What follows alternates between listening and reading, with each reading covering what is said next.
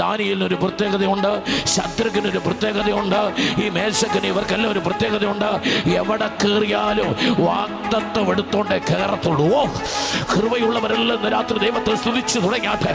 നീ പ്രാർത്ഥിക്കാൻ കയറുമ്പോൾ മൊബൈലും എടുത്തോണ്ടല്ല കയറേണ്ടത്. ഇന്ന് രാത്രി വാഗ്ദത്തം, ദൈവം നിന്നോട് പറഞ്ഞ വാഗ്ദത്തം, പറഞ്ഞവർ മരിച്ചാലും വാഗ്ദത്തം മരിക്കത്തില്ല. ദൈവത്തിന്റെ ആത്മാവ് ഇന്ന് രാത്രി പറയുന്നു, വാഗ്ദത്തങ്ങളെ മുറുകെ പിടിച്ചുകൊണ്ട് പ്രാർത്ഥനാ മുറിക്കകത്ത് കയറുന്നവൻ, വാഗ്ദത്തങ്ങൾ കയ്യിലെടുത്തുകൊണ്ട് മാളിക മുറിയിൽ കയറിയവൻ, അവൻ അഗ്നിജ്വാലയ്ക്കത്ത തീ കൊണ്ട് ഇറങ്ങി വന്ന് അകത്തേക്ക് വാഗ്ദത്തം കൊണ്ട് കയറിയാൽ ഇറങ്ങുമ്പോൾ തീയുമായി നീ ഇറങ്ങുമോ? കൃപയുള്ളവർ ദൈവത്തെ സ്തുതിച്ചോ. വാഗ്ദത്തമുള്ളവർ വാഗ്ദത്തം വാഗ്ദത്തം വാഗ്ദത്തം വാഗ്ദത്തം വാഗ്ദത്തം.